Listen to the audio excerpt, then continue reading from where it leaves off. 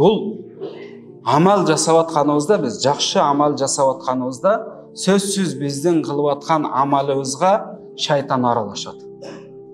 Шайтан аралашып біздің кылып аткан калыс кылып аткан амалыбызды эл көрсүн, эл билсин дегенге не кылат экен? Бурмалайт да. Мисалы, сиз өзүңүзчө жакшы бир амал кылдыңыз. Элдердин алдыга келгенде ошол амалыңызды айтып, мактаң, билсин, уксун, сен кандай амал кылганыңды деген васваса кылат, деген пикирлерди салат. Биз ошол калыс, мисалы, намаз окуп атканда биз не кылабыз?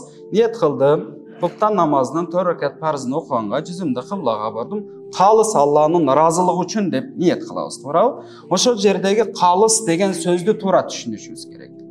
Калыс дегенден кийин демек менин окуп аткан намазым эл көрсүн, эл айтсын деген түшүнүк биздин оюбузда болбош керек да. Ошол калыс дейт. Мисалы, сизге бирөө келип туруп айта турган болсо, мына шакек калыс алтындан жасалды деп айткан болсо, сиз билесиз, демек ал таза алтын экен, ал 100% таза алтындан жасалгандыгын сиз билесиз. Демек анда эч кандай бир кошулмасы жок экен.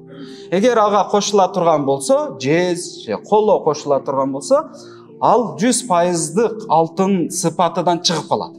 Аны эч ким калыс таза алтын 100% деп айта албайт.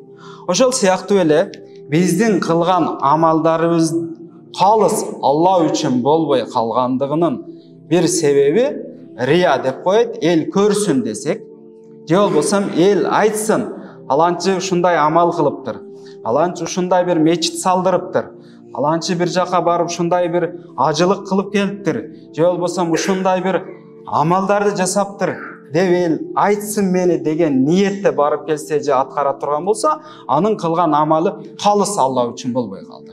Ал амалыга рия же болбосо сума деген аралашма, коло жез сыяктуу эле аралашып калды. Ошон үчүн урматтуу жамаат, бул жакшы амалдарды жасап атканда өтө ниетке, өтө бир ыхластуулукка бекем болуш керек. Себеби биздин душманыбыз болгон шайтан бизди акыретке барганда бул дүйнөдө кылган амалдарыбыздан кур калтырыштыкка аракет кылат. Бул дүйнөдө ойлорду алып келет, васваса кылат, пикирлерди салат. Ошентип отуруп биздин кылган амалыбыз калыс Алла үчүн болбоштугуна не кылат? Шайтан күчүнүн барышынча аракет жасайт да.